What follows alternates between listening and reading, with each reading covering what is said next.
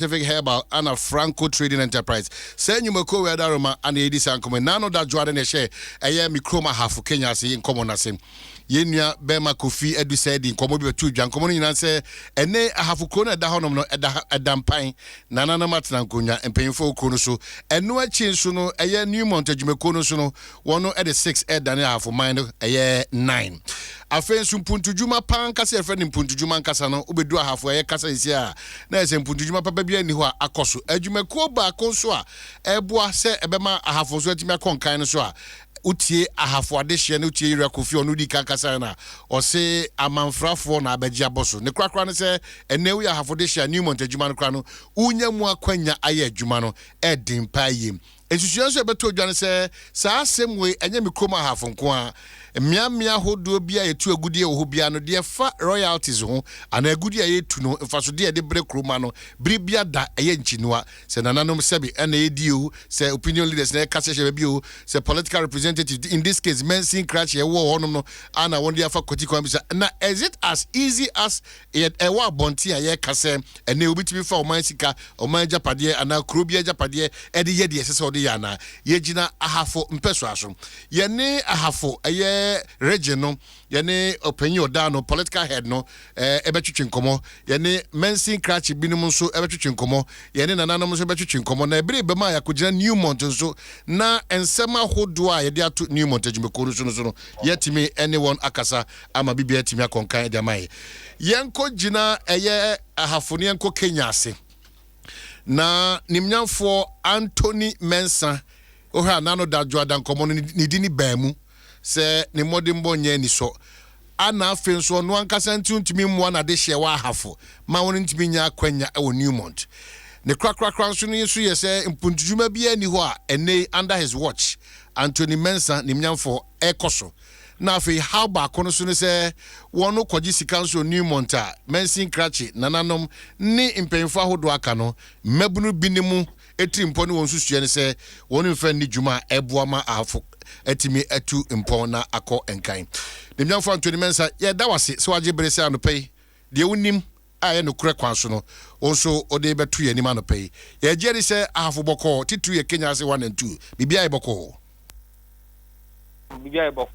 meje so me so me do wase se anopei wato nsa afreme o fidikese so bese woni metwetwe nkomo nanu juada na odehye baako enya akwanya se obetwa ahafomfonyina kyerɛn wo Fabɛwɔso dwumadi a yedi no Adom FM na mfonyina otwa efa ahafo ho no na ne ti a wanyina ne se nei ahafo de ye ba ho a adampan ahafo ni hwesofo nsɛm na ɔka no na epem makoma but no ɔka ahafo ni de friend se opanyin pa odi anim se mpuntudwuma ana se adwuma akwanya bi eba woni ede main Mame Nhyase mmabu na ewo ahafo mo ne won kita hodie etesen yo said the medical da wase no eno ana migina so na mmabu no a ewo ahafo no ye ka eye Sutifi North district eke Sutifi North district so ye wo community atefie bese num Kenya say number 1 Kenya say number 2 Ntotroso Omanhene so ejidu Gambia number 2 Rwakasia ewumu eni eno danchana ya wa manhene makoma miensa ena ewumu na eye nananom adaroma ena boa ma yetimi nya youth associations a ewo ta community here mabubo yi nyina ani nti no abre nyina no yibia ye bia no yetu ye nsafre youth mpanyimfo no embo mo ba sede be ya de ekosu bia no yebetimi ede ama omo no so akoka kire omo nkofo aka nimnyamfo Anthony Mensah na chese wadaroma na chese ye wo mabunu ku a eye recognize ewo ahafom ne nananom edinkita ho nipa cho sa pepepe yenkoso ani ti no bibia ye me sha adwuma se bese mfie mienu ene efanie ya ebe ye Mensin swafo no bibia maye bia no ye ma youth no asote the town hall meeting here ya emo asote emo ba just recently aye bi na die akɔso no nyinaa sɛ yɛma mabunu no hunu bibia no pacho ɛnyɛ saa nɛteɛ ɛnte saa da so nananom di adanse youth mpanyimfoɔ no a ɔmo da community nyinaa no di adanse sɛ abere nyinaa no yɛne ɔmo edi awoso ansa na decision bi wɔ hɔ a yɛtumi akeki Yanko Newmont akwanya bɛn ana ɛwɔ hɔ ma ahafo adehye sɛ wɔn tumi nya akwanya ɛyɛ adwuma ɛwɔ Newmont yo so social responsibility agreement ni mu a ɛkyɛ ɛda emu sɛ communities na Newmont etu agudie wɔ mu no ɛyɛ maako 10 yɛwɔ ahafo north and ahafo south sɛsi ɛyɛ baabi a Newmont ɛyɛ adwuma no ɛyɛ ahafo south Kenya se number 1 Kenya se number 2 and Totroso Omanhene so these 5 community catchment areas and omo ɛyɛ adwuma ɛno da nkyɛn ahafo north no nso no yɛwɔ Afisipa Adroba Yamfo ɛna Shanso ɛna Tertiary ekabo man yɛ 10 catchment areas ya Newmont ɛyɛ adwuma ɛno mu na agreement ni mu no ɛwɔ mu sɛ 35% of employment na Newmont bɛfa no ɔmo ɛmfiri communities ni mu na 65% na ɛnkɔyɛ the whole Ghana wa nso so a ɔmo nso so ɛbɛpɛ adwuma ni bi ayɛ ɛno nti akɔnya no ɛno mpɔkura no wohɛ statistics a Newmont di aba yɛn nyinaa yɛhunu bi a yɛfanyimfoɔ no edi adanse a ɔmo akɔ atra saa 35% no ɛsɛ aduru 45% ɛfa Newmont dwumadie no yɛwɔ subcontractors a ɔmo nso so ɛyɛ adwuma boa Newmont a yafa ɔmo afa nipa ni bi na ɛnyɛ nipa ni nyinaa yufu ni nyinaa ɛwɔ stifi ha titi wa bi a Newmont ɛyɛ adwuma no ɛna ɛnya bi ɛyɛ ɛno nti ɛyɛ sɛ yɛ ka wobɛhu sɛ sector woba abɛhwɛ anasa wobɛhwɛ bra amanfoɔ ɛkɔ adwuma wobɛhu Kenya asefoɔ ntɔtɔsofoɔ Omanhene ɛne gedu ne wɔn aka ɛyɛ bi menka sɛ obi anya bi ayɛ nti so obi ka sɛ ɛbaburu no yɛnya adwuma no bi nya ebinom anya bi ayɛ na mmom nye yɛ nyina na anya bi ayɛ na sɛdeɛ te no obi ka wɔse yɛnya adwuma no bi nya I see but Mami Musa nano da sika Newmont for the maamo no sɛ bibisa wo a moto din kyerɛ adehye wɔ ahafo na awie kyerɛ no mo de akɔhyɛ kokoam nkontabuo ba na Newmont de sika ba mo nkontabuo ho nsɛm te sɛn nifacho sika no mu dia he na okay Odaro ma sika firi Newmont ba ɛba mo hɔ ɛba nananom hɔ yɛnti nkontabuo bia na susuram saa na asa yo sika minim ho asɛm de di kai ɛyɛ Sinai Spirit ya ɛba 2009 tabre no ɛba yɛ na MPP aban ɛma bɛm tina me mɛsi so afɔ na tabre no mu na honorable former DC a wɔ hɔ no ne assembly na wɔ hɔ no ɛka sɛ ɔmo de sika no ɛkɔ akɔyɛ edwa ɛna community no nso pɛ sɛ yɛde saa sika no ɛkɔyɛ hospital ɛno nti no antimi ama saa ma edwa no ɛna ɛkɔ edwa no so yɛntimi anwie yɛnyiru baabi a danu yɛ ba yɛ ɛna yɛaba bɛ ayɛ that is the first sika menim ɛtɔ so mienu sika foforɔ ɛsan ba assembly ha no ɛyɛ minerals royalties a bi kɔ nananom hɔ na bi so ba assembly ha ɛno na MDF ati ho bɛdwoku a brani abre nyinaa no ɔmba bɛhwɛ ɛkwan yɛ fa so ɛyi su sika no ɛna sɛ yɛ biribi aso a yɛfrɛ wɔ mo yufoɔ no ɛne nananom de to manim ansa na yɛbɛyɛ a yɛayɛ ɛno akyi ɛna no a mebayɛ DC saa berɛ no a mebayɛ no mahu sɛ yɛ kwan a ɛwɔ kuro yi mu a Newmont ɛyɛ adwuma ɛkwan no ɛnyɛ kyerɛ community town road yɛno nti 2017 no a mehyɛ adwuma ase no ɛmɛbunu no ɛyɛ yɛkyerɛ bi saa yɛkyerɛ no mu no ɛkɔpie honorable regional minister former regional minister honorable Kwaku Asoma kyerɛ me anim ɛma ɔte abadwakuo sɛ ɔmo ɛnhwehwɛ asɛm no mu ɛna ɔde honorable deputy regional minister honorable Ivanso Opoku Bobie ɛyɛ chairman for that committee nti ɔmo yɛ ɔmo nhwɛ mu wieɛ no na kɔn yɛ sɛ ɔmo mmoa Asutifi North District ɛma yɛnya district hospital ɛno akyi no ɔmo nsa nyɛ legacy project a ebi ne community town road nti wɔde white paper no ɛba abɔnten na sɛ these two key projects no Nimont so e de kata ba se ampa omuba boaye amayaye. Eninti Nimont de $810,000 say yemfanko ye community town roads no. Eno danchaya $350,000 so enkonko boa hospital no. Na me no ka say no. Ebra me share adwuma se no. Yen sika kaka me kire wa ya tisna eba no. Ye de 68 bed capacity general ward e wo hospital ho. And yes, maternity ward. What's the 58 bed capacity? 68 bed capacity ward. Both female and male ward. And no, and what you know, that's so I maternity ward. Where theater so a health center. This is hospital. Really? No, I see. Nimyan for other imagination minute bako. Unim obia ye friend no asare bafo odom ekua or say ye friend organization for people's interest. Or no interim PR. Unim obisa. Me pacho nim obia ye friend sa. Ebia na ebia de friend no enya sa na nim obisa de. Asare bafo Kenya say #1 this year. Na Osai PR Roma a organization for the people's interest. Unimubiasa. Asariba for Marchen Akwaba. Minia Mejoso. We are half of this year. Never join. Ufi Kenya si. Never join. Ana omensi krachi nimo. Oya Jose Hen and Kufuadua. Ghana phone name and Kufuad, but I didn't send an Kufuad woman. Ghana phone na. Obi awono uwo kuwa oya kasama for interim ema kuone de.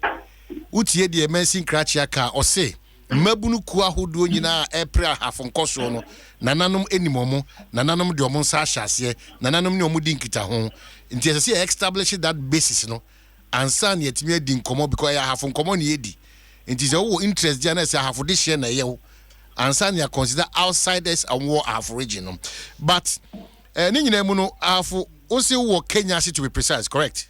1 or 2. Me 1. Now mention catch your friend saying Anthony Mensa. Here Anthony wa homano so. Now so ni mo be a friend asare ba for no say organization for the people's interest. O unte say ku ni kra. Pacho not there. Me nim ko bi asa me wo minimum ko bi afo Kenya say development association minimum abu tentim F4 minimum other have development association so minimum but they work there minimum ebiana and platform a WhatsApp yatiti ne bia o matibia me na so binti ema minimum group. So as about for organization for the people's interest, which interest and ourselves? Organization for the people's interest no kuwa afena mebuna yakikan hum abum mebuna amufri yakikan hum abum amufri ayewo Kenya si #1 yakikan hum abum masem ne say yasem ne say mitie mu show no pa mebra panyin onabo mensa abezi issues bebra very clear about cyanide spillage sika about community ni ma na sa time or community member no me DC or churching bebe enema bebe ho no ma wache but yesu hu ni say the edikan ye hwe Newmont adwuma famu a se de na me bra panyin che se ba si besi ho na omo kwa adwuma utimi hu say Lucas wom no Lucas wom but o hwe Lucas na ewom na Newmont ankasa wo ho en some ye WhatsApp contractors ewom ye sha ona oye Newmont ankasa no dumedi a odi omo akatua any treatment a Newmont di ma omo ye different from contractors a Newmont afa wo ma omo no ye adwuma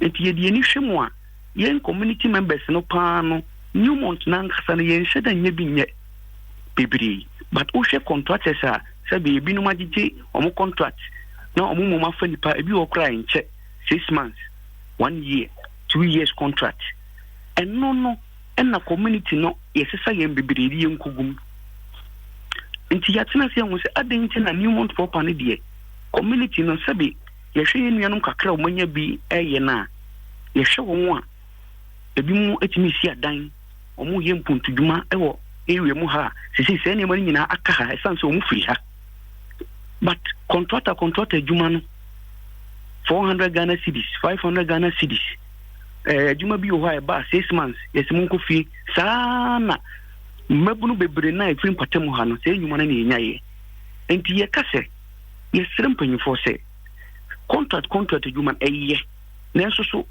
mainstream no yesu yɛwura mu bia ɛyɛ ɛbɛboa yɛn because yɛhu ne sɛ mainstream no community members no ɛnhyɛ da nyam nwura but wohwɛ contract adwuma no a ɛnkyɛ no deɛ yɛgum bebree ɛno na yɛka ho asɛm a ɛwɔ employment side. I see. And apart from that, how we no DMBM? And apart from say or how we know, you know, say Ghana at least 1 year and 6 months biano or my sika chefo no or we budget actually or my allocations of resources sika the year near your bet me enya. But yesha, if we say new month to buy as issue no. New month to buy 2006 2008 and we are saying say ounce of gold be our community no $1. Yesha a borrow a decade now and she say for front to me my and on I say a say and paying for more patemo say Omuma Sadina Maya a dear be here and pani and Duma because it's more than 10 years 1 ounce of gold and to $1 in a community ninya. And no, you want to say, Sabi, we share in into 2 kwan kwabuchi, but we have research now, we share mining communities outside Ghana. They say Johannesburg, we share Mpuntu Ekoso, now we share Muniama. I say, yeah, the end from Kakra. And then I say, I'm paying for say, Sabi, they say blasting, and near my Koso Hano. Sabi, Msunsanso, Babana, yeah, Ukrum Hayan, Yan, the Babayan so. And TSR almost see a pre. Ni enyesika e de ya ade adachi ebeboa yin se o hawo ne ba me se menka engu krobia ni mu ase but ye hwe oboase a gold ba oboase enye nne enso ye nyina engu the state of oboase now eno na ye mpese se bibi to obi a de wachire no ye kire wo se unua won se wanhwe ne hu ye ade we to no enti hwe wo hu ye se de be ya ade we sonto eno na ye de epede ye ni hwe Ghana ha mining communities and near my course so and I said yes say your situation city ya say I'm paying for no kwasem ni ye mabunu ye can be a womb but omo na eyi omo so omo da ya no entina bibia na enye say bia ye tan omo and I say ye pese go woni mase na emu me pese ye mo omo hu say ye die ni hu ni ma bibiri ye dia so tin ni ma bibiri ye expect ni ma bibiri firi omo ho and she say regulation no agreement ni sere omo say omo pushi na say 1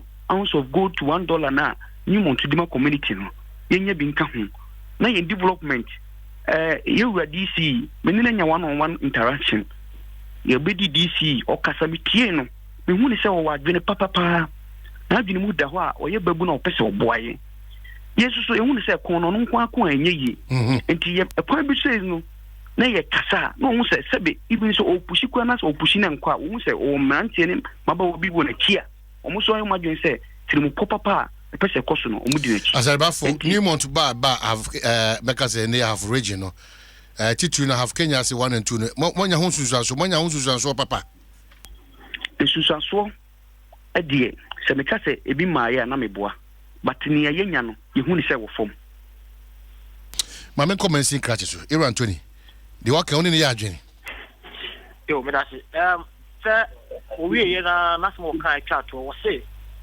so no ye nya bi ne mo etase nya abro si ye nya me ne ya adwene e wo ho no dan se ye na sisi a impact no kase na e ba yeso eno na me kasa me ka se abre nyina no ye ne nananom ene youth fo no anana nom ayempa wo mo ama wo mo atima yedu ene assembly no ena ye ni mont e de esi ani a ye me no ka say ye wo memorandum of understanding ye sign for ye community town roads no a nyame adawroma ni mont e be boa ya ma yetini aye diama a check kakra say you la chairman Honorable Francis Pogusafo efu na nka ono ka contractors na ebe ya adwuma no e na ama etinya atwa kwachi ene yi misaka document no ye best sign na ye nsaka ye community town Kenya say number 1 benya bi Kenya say number 2 su benya toto su benya bi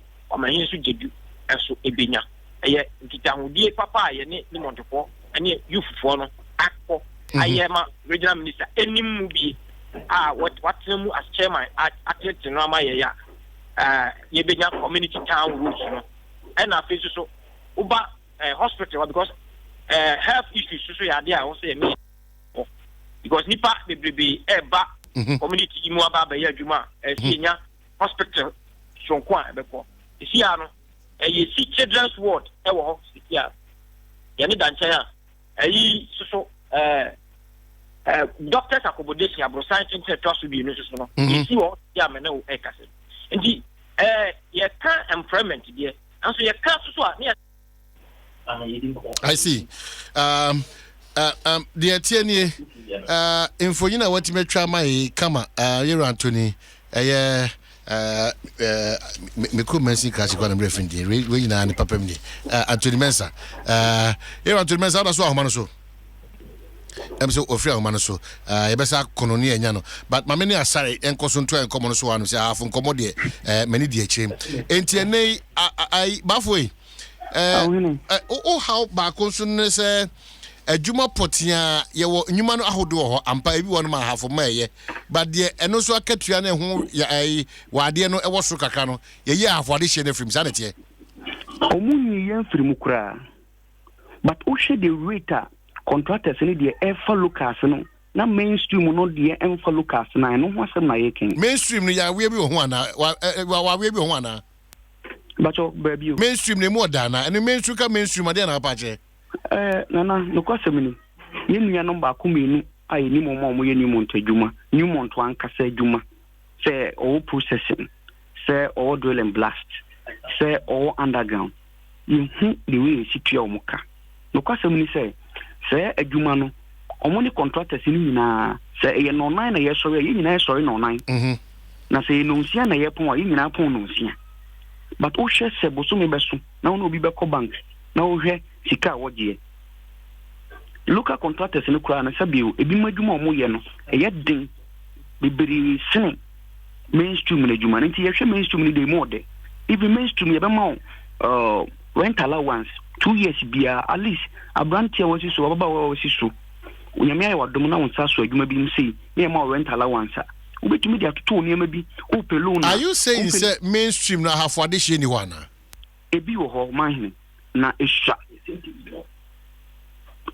even say regulation na yempanyimfo na new month ye no ye se wo mu say first na Kenya se nipa 100 na se be na wo ha ene nipa no ye wo no say ye nko yenim ya dos anti percentage no omoma ne nko yenim because no ana first no mo sign agreement no na nipa no sha ena mo de sign ene ya dos anti say omoma ne nko yenim na main community members no enya mainstream no so nwura na enima mu hare because omo nya bi ye no timu se oboa ni nua bi na ekɔ school a oboa no ma na ekɔ bibi na ekɔ so ofie na nya o sponsor efie ama efie edwo kakra enti se dodo na so timi enya new month proper na so ye a se de bi mu nya contractor adwuma no ye a migidi se beboa Omanhene wo de wo free hafo ha se wo ba hafo ha se adwuma se ma me ne ukan a se wo hwe new month security sema Newmont security wa forma contractor na wa forma said security for gina honom na nipa 10 you could see say ubenya community members 7 8 amu security adwuma foreigners yes 7 but ye di Newmont na nkasa be gina ho na wo yi nipa 10 gina ho a ubetimenya community members nipa 3 abontenso for ye nson adan na ba bia ho kire eni sikasem no nye ewo no de community members ni epia o makugu ho na ba bia sabi saade e wono edie community members ni nya ho nwura and say na bia ya disua na enko nkan nti na yentimi nya akwanya nko nana obi o ka say ya disua bia oboa first na nana Kenya say amamfo ka say enipa nko school but Omanhene ye betime nya master's degree for ha yɛbɛnya diploma for ha yɛbɛnya first degree for ha yɛbɛnya ɔmo ɔmo ayɛ professional programs ɛwɔ ha yɛbɛnya ɔmo ɔmo wɔ skills a Newmont require ɛwɔ ha even community no kura sika kakra Newmont de mayɛ no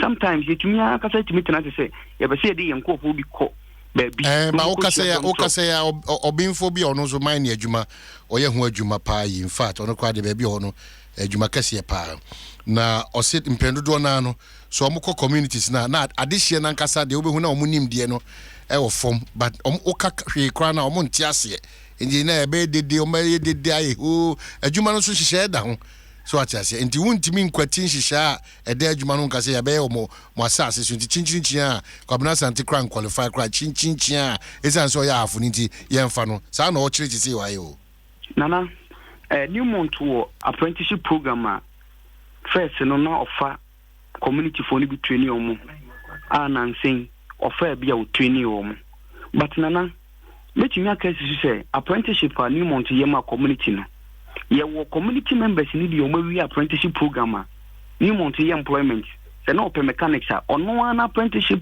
student a training ɔmo no ebi wɔ fie a wafa abɔnten so for ɔmo yɛ community members ɔmo ti fie na san komo we nyina mo ne regional minister ene nananom ne ada mpanyimfo mu di san komo we ɛyɛ obi anim sɛm even nansen service personnel sa ɔmo per service ayɛ wɔ Newmont a ɔmo yɛ community members ɛwɔ mu sɛ community members ni bi anya service yɛ wɔ hɔ deɛ but nka yɛhwɛ yɛ deɛ sɛ nka mo si yɛ nkɔ school nti yɛ service yɛ yie but field work bi also a obi so program ɔyɛ wɔ tertiary no sɛ bi na ɔyɛ ɛyɛ mining related program a wawie a ɔpɛ service ayɛ nti sɛ nka ɛyɛ ɔmo team pɔ so mɛfa community members na wura mu a adan na obi a wayɛ sɛ course ayɛ related to mining na wawie na ɔbɛpɛ service wɔ Newmont na yɛmfa no na yɛfa abɔnten so fo bebree gu mu ahafo ni di hyɛ wawie course ayɛ related to mining na nso ebe wie akyire no ono ahafo ni di hyɛ na onya akwanya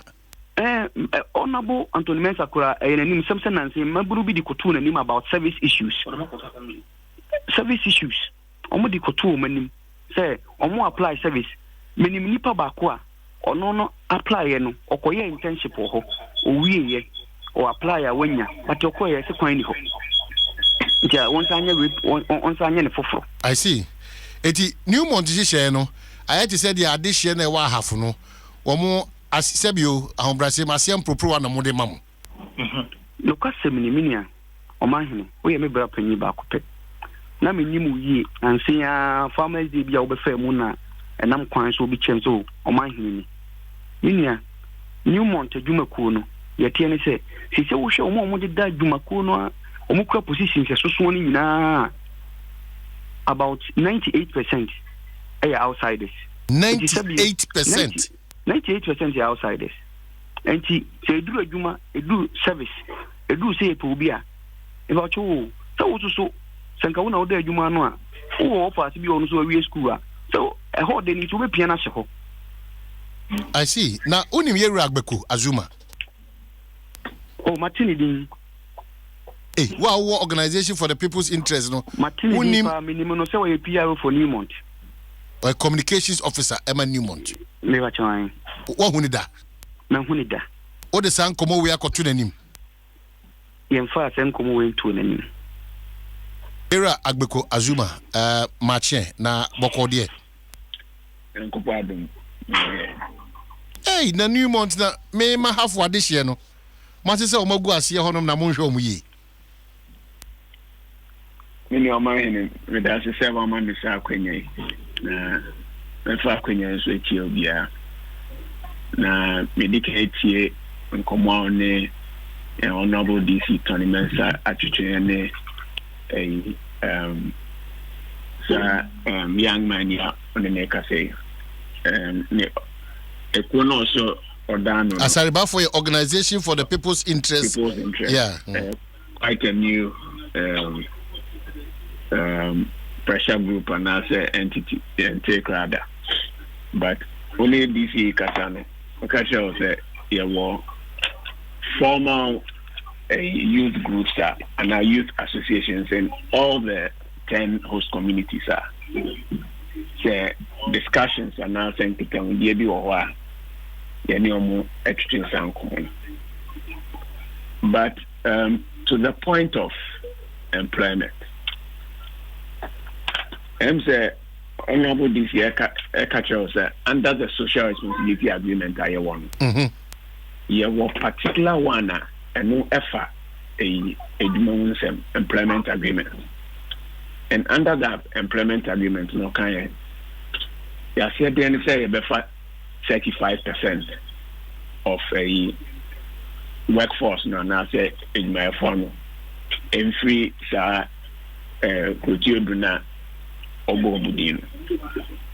now as we speak for mainstream Newmont to quote a Asariba for a line or you say mainstream Newmont, the percentage of local employees to the national to the general workforce as of end of August 2019 44%. 44%. 44%. Kofi say Bafo say utie die. 44%. So mainstream Newmont, the number of employees is 1,171, and then 44% is free a half. Now, a band of contractors are numbers near 3,074. Out of that, local, and now some more free a important one, a 46%. Wow.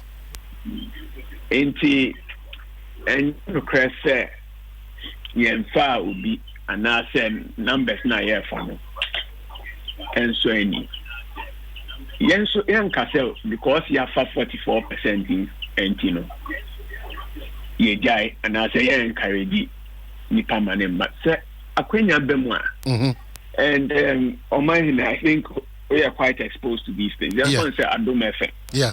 You have a general workforce planning here. Yeah. Ubit me have for bare handed. Yeah. At a particular time. So that's what you use for your business planning. So and you're possible say you bit me a phobia. But money omudi sankita because mostly no wadaruma nyoma eba me hono enkrata phone call mails ni no. The mindset is that Newmont as I say mofa yen ahafofo na mofa ahoho, and I've been that word used advisedly because Ghana ni be a Ghana ni nemum say ajapade bi pie wo kroma. Yeah, share that is special in Shebi too. In this case, 35 or whatever percentage for indigenous or half. But they have a perception. I don't know whether that's the reality. And Metusa Namon Enche, they have a perception that it is their property. So we need to go extra mile to have it, own it. Yeah, you know, be from A to Z. How often do you educate them on these matters? So these figures that I'm telling you about. So there are quarterly engagements with all these friends saying youth associations. There are stakeholder engagements that we have every quarter. So we meet with the chiefs, we meet with the youth associations, and then some recognized entities. So Omambu Tentin say engage this organization for people's interests. I'm sure it's a few days old because Moka say with my checks crown. Nobody knows about them as yet. Even the DCE didn't know about them. But be that as it may know, you have standard or scheduled stakeholder engagement. Now, the agreement, before agreement, you have a friend of social responsibility forum. In fact, say no new money for communities near parliament. And it is made up of different stakeholders. Now, representation, there's youth representation. There's actually your friend saying NGO representation. Every DC, every regional minister is supposed to be part of that social responsibility forum. It's a 56-member forum, and the Newmont representation there is only 3. So it is largely a stakeholder forum made up of community stakeholders. So every quarter, we give these statistics and employment statistics was our forum. Besides the other stakeholders, stakeholder engagement. Now, in terms of other opportunities, yama locals. There's also what we call the apprenticeship program. Now, that apprenticeship program, you say mine in February, highly skilled. Exactly. Area. Exactly. You know, you buy na skill set and na skill level from Kaka. So we introduced this apprenticeship program, which is open to people who have finished, I think, SHS in any program. Once are over a certain level of numeracy and literacy capacity there, you go through some assessments, better exams near their community now buying near there. Then you are finally picked. Make us our apprenticeship program. We've been able to produce over 160 people. Now, he said something that you're training for and formal. The apprenticeship program is supposed to give you skills. We don't guarantee your friends employment. You're training one eye for. But as we speak, more than 90% of the apprentices that we have trained are formal women. And these are verifiable facts. These are individuals that you can go to and see them say, we're free Kenya as number one. We're free Amfo, Oti Kromo, our mining, and also our processing. These are not ghost names or ghost people. These are real people who are working within your friends and organization. If you also, your Subika underground graduate program, and that is given to people from the local communities, Omakoya mining engineering, geological engineering near there. Out of that, and that is also highly specialized. We have a training program for those graduates, and there are 14 in the program as we speak. Nancy, I think about a month or two ago, there was as part of our inclusion and diversity program, there was a manner and I will from especially our local You are making a conscious effort to bring him in. We are doing that. So we've introduced a program called the Female Top Up because we are trying to see that even when we put out the opportunities, when the women, we don't find so many women applying, and even when they apply, so we've introduced the pilot Female Top Up program to scale up almost scale level. As we speak, 15 females from the local communities are going through. Okay, Agbeko, you know what? You're very interested in this discussion. I'm sure sense behind the scenes, you know. So I'm making sure the new one betting to me now serve the interest of Ghana and in this case half region and in Croatia. But he raises a very critical issue. Educate me on this one. Enemy listeners. Or say 2006, 2008 in share moya 200 no, an ounce of gold to $1 no. Sanshi share no more effective any change. And it's over a decade. Is that the case? So I think he is also not well informed. In 2006, Newman together with a stakeholders and I said Nananum near the STA South Forum American. And in 2008, these agreements were signed. The social responsibility agreement. So there are 3 agreements in the main. One, Maboso the employment agreement. Bako a relationship agreement. Now, so a foundation agreement. Now the foundation agreement, and they set it up. Yeah, new month for development foundations. What in the dim plan? Yeah. So until they metro mukakra. Now, sa foundation agreement, and no na new month a committee voluntarily say. For every ounce of gold mined from the Afro mine, we will put $1 in the foundation, in the fund. I see. Then 1% of annual profit from the Afro mine will go into that foundation. Oh, okay. Or into that fund. So since 2008, that has been the practice. Now, under the agreement, after every 5 years, there's a review. So the point of departure with him is that we've already had a review of the social responsibility agreement. Okay. And we are currently going through another round of review because from 2014, so everyone said from 2008 to 2013, that's 5 years. So there was a review and modifications due to the whole agreement setup. Now, after that, we are due for another review. And say there's stakeholder engagement going on. People are bringing in, your friends saying, suggestions, memos, near their intent. Hello? Oh, quite unfortunate. Asari. To proceed, go ahead. Asari. Hello? Agbeko. Unfortunately, I'm saying Agbeko Frauman, so Agbeko Azuma, communications officer, but then so for Newmont, Ejumekono. Asari, Bafo Ahomanuso. Hello, Asari. Also, I'm saying, yeah, really free Ahomanuso. So strange. But Omanhene Kwabena Fabɛwɔso made in DBS roofing sheets and having Pan-African Savings and Loans, Vital Milk, and a Greenfield Scientific Herbal, and a Franco Trading. Asari Asaba Ahomanuso, on Agbeko, no more than Tikoe. Asari, but for me, short something common Agbekodi. We are just about wrapping up with you because I bring a copper. The waka biano or say the edika eko ne bia moti yenche because mo eko ahudo e recognize din kita ho the toss bi the waka no em say say oti asese ejapade wo hafo and just say Kenya say 1 and 2 mun ko amodia 3 or more increase even the intake one afa hono by virtue of statistics or the atudwa e dia man ana ne crack the madwumedie bi so omodia ba na abetoto e dia man ni nyina mu no or see as I say, Osho 1 or 2 be if you on Casano and can see any ye. Utie.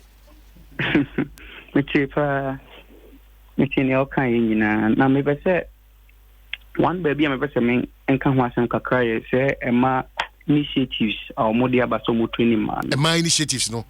Mepacho. Now, almost training, almost training, almost via, or mamma almost kill, no more making fear. And now say you training, therefore, on a Juma.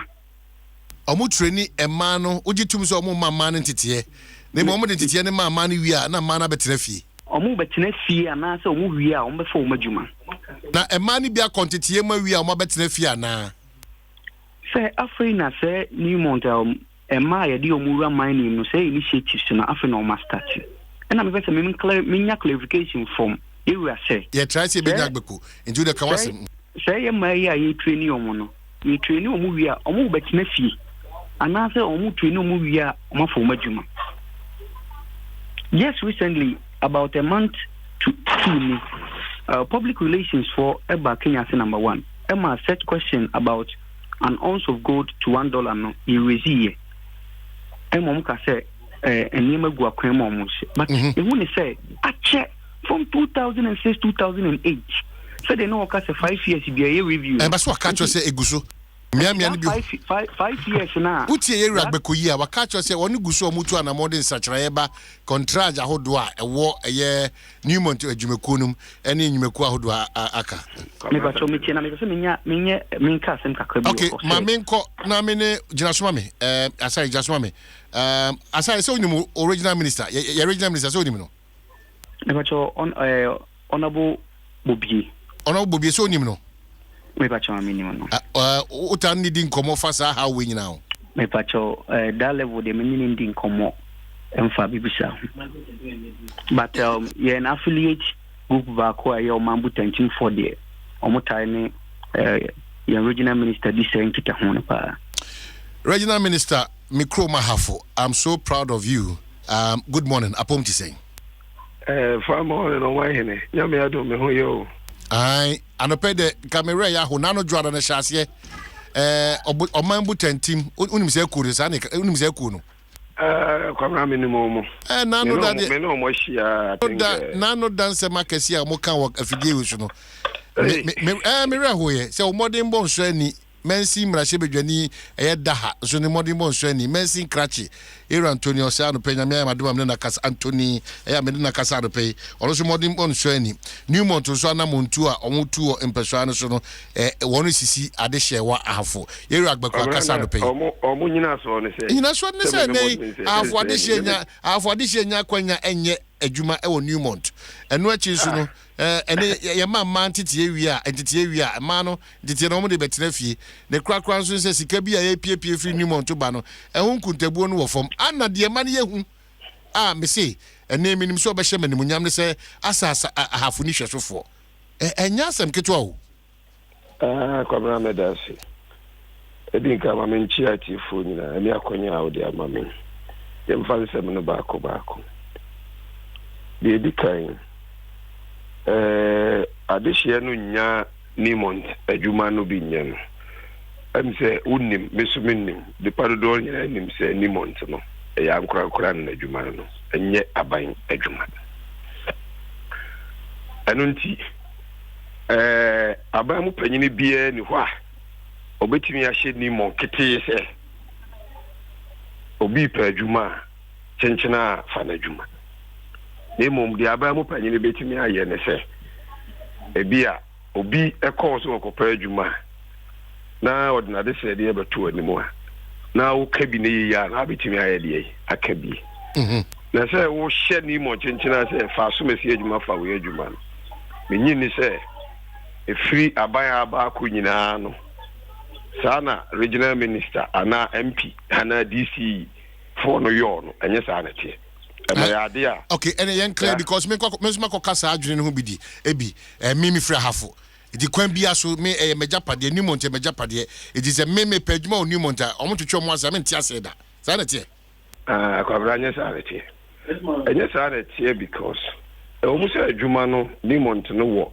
ahafo Kenya nanso sebe nya ahafo Kenya se nkwampo so no omo ye adwuma omo e ka say Nimont eye nhihye ya oko ahafo north eye duankwanta susanso area ho ne ade a eho nyina nso omo nsa etre eduru ho na issues no Kwabena eno ni number 1 I'm saying the partner na kasa no work agreement bi see review no ka agreement bi say yen review agreement no Nimont ene nananom wo ahafo ne ade hye wo ahafo Kenya ase wo agreement ya omaye sa agreement yi ebra ye ba mu a na menua panyini ono abokoko asoma kire me wa ha me bo na chidom as deputy no pinche bi esi ade hye no ene Nimont adwumaku ni ntem ama gina asoma pe committee a me na me da committee na no ase chairman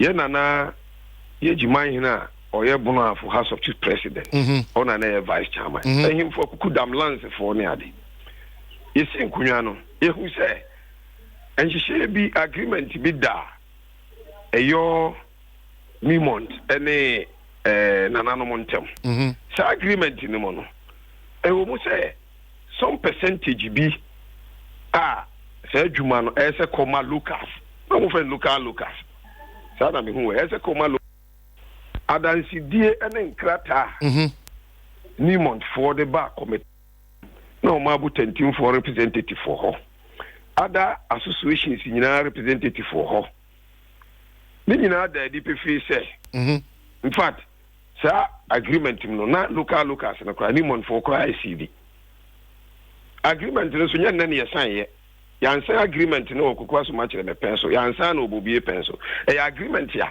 no ma ye da hoda da and in the agreement no wo mu se am sa fi e ko na wie ya na wo se Nimont kusin kunwa no mu ye review e de ba sa na wo minister wo ye MP wo ye nana ana wo ye obi a esi den na agreement ya hyehyɛ ni pansa shafe no obetumi agina otumi se watu agreement na to agu nti emrantie na eka no Nimont fo nko no mo fa nko ye adwuma sa na o ma na kyekere ti ara Kwabena e ba ne se na se tutrasem na ebem no that is o ma na kyekere nti sa enti emrantie ni bi ye wie committee work ni nyina wie no ebi mo te o mo ho ase hu se nsem o mo de baaye no ebi wo ho a na o mu ni nyina so ebi nso wo ho a me as a committee chairman at that time me de me na si form nhihye ya enam so mebobo project bia committee na yete no white paper okwas match na issue ye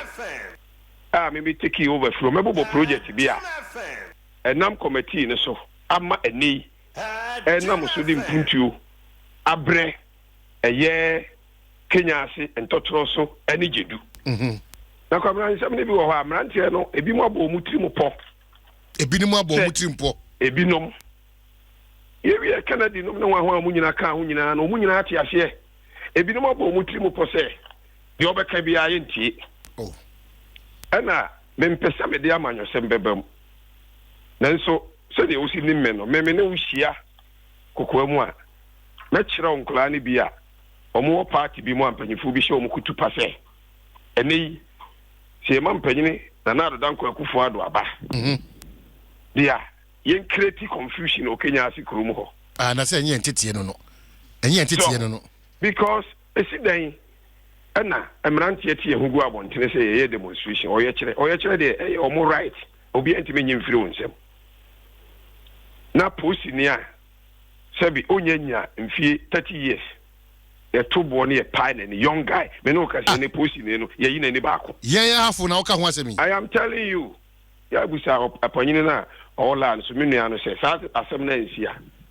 ɛnɛ posi ne no ɔyɛ obi di hye o abranteɛ kama yɛyi n'ani baako afiri hɔ wow saa berɛ no so demonstration a moyɛ no pɛ me kora de permit kora no na mo ne bi me woyɛ o demonstration a na namra kwan so a ɛmfa me ho na nso Kwabena wonim sɛ efiri Kenya ase kɔntɔtɔrɔ so saa kwatempon yi yɛnuanom bi gye kwan yi bɔ so sɛ yɛ maka bi ankɔka bi ama na sɛbi sɛ obi yɛ ni montadwuma yɛ ni sɛ ofiri Kenya ase o mfiri Kenya ase ɔte kaa mu na wɔkɔ adwuma na mmerante agyina kaa ne yɛyi n'asi fam na yɛabɔ no minister we nyina esi wa hafo asɛm na okay I am telling you Kwabena who the upper me we are check with the regional police Sunyane commander obeka kyerɛ wo sɛ saa ɔyɛ kyerɛ no ɛnam so ma opposition ni mmerante ne tobo n'ani baako a yɛde asɛ wow I am telling you Kwabena wow ɛno nti di ɔmo adwe ne sɛ di mpanyifo no ɔmo atena ase aka bi ɔmo nte ase ɔmo abotantimfo ni monto mmara mu kyerɛ sɛ wankɔ adwuma berebi a yeyi wadi sɛ de aban mmara wo ba yɛ mmara mu ɛm sɛ 14 working days yeah enti yɛ ɔmrantie ni bi a na ɔmo abu saa nhyehyɛ ne so na ni monto hɔ no nnwuma ni bi ɛwɔ hɔ a ni monto asoplete okay yɛma sɛ Kwabena ɔde ama company foforo bi sɛ yɛma me nti adwumafoɔ no dodoɔ naa no ɛyɛ adwuma no ma company ahodoɔ no a Nimont de contract ayɛ de ama ɔmo subleti ama ɔmo no nti mo ankɔ adwuma no mu bi sɛ adwumakuo no a Nimont ɔmo yɛ adwuma ɔmo no ɛyi ɔmo di na woyɛ adwuma no yɛyi wadi Kwabena na wɔnyina soɔ sɛ adwuma nhyehyɛeɛ a adwumakuo no woyɛɛ no sɛ adwumakuo no abu nhyehyɛeɛ no so Kwabena yɛ me anka me nkɔ court clearly so na ne Nimont nya asɛm na Nimont di fa ukokota sika abenya eswa enye sika kuma mpanyifo tena ase mo de mo asem baaye asema make nananom Kenya's number 1 number 2 ntotoro so hene mo de koto mo nim so mo nkopa che o mamo na yensa amfa mrantie ne back eno de o hye bia ne wo kire se Nimont nim se Kenya na kise wo bu mra no so a no so wo you dia obi antime nhye ne se won sa anya de emfa o back eno nka o man kyekere ho de ebete ne se me frɛ o mo se mo ye demonstrations a emfa asomdwe ma wo ba demonstration akɔ police wo kɔje onkrata akɔje obi bia no ma bɛbɔ ho bai wo ho a no wate asi abontene wo ho a no wate asi abontene ye nyina yeso enim se Nimont no eye world company yɛ kɛse so wiase afa na nyina yɛ man panyina hodo abakɔ ɛne yɛ man panyina te so ɔmo bo apa investors ama ɔmo tia bebie nnwuma na mabunu anya bi ayɛ no se kosi sɛ adwuma bi wɔ hɔ na de bia no nipa bi fa mmara hyɛ ɔmo nsɛm ɛha adwena na afoforo aka ɔmo wiase afa na nyina nso hu ne global village bibia bia Kwabena ɛda internet so da baabia ebehu sɛ na sa kro we kra de Ghana na oma we yesi say nkuku ne nkaka se yekoya adwuma de mrantie de beye no enu so nkyere se Nimont so tietia ofa ahodie so a eni kwa se woka anase mpanyifo yesi hwe ne hwe han nanso nkata ne bibia ha committee hello unfortunately I'm say Omanhene so asate a minister the very unfortunate Mikrom Minister, Regional Minister, half region, Bobia Evans, Nimyamfo, Nahoma Natiako. Asare Bafo, also the Atiako Organization for People's Interest, PRO, anafe Mercy Cratch Anthony also ahomate agbeko. The conversation still continues. The Fabɛwɔso dwumedi no besi anem sei na me wonsem ba ko mienu bi ameka ansa na ne maka twa branti bi a ode enkomode bi e de ebrɛn ti ye kwaba ye ba ye wosan komon edi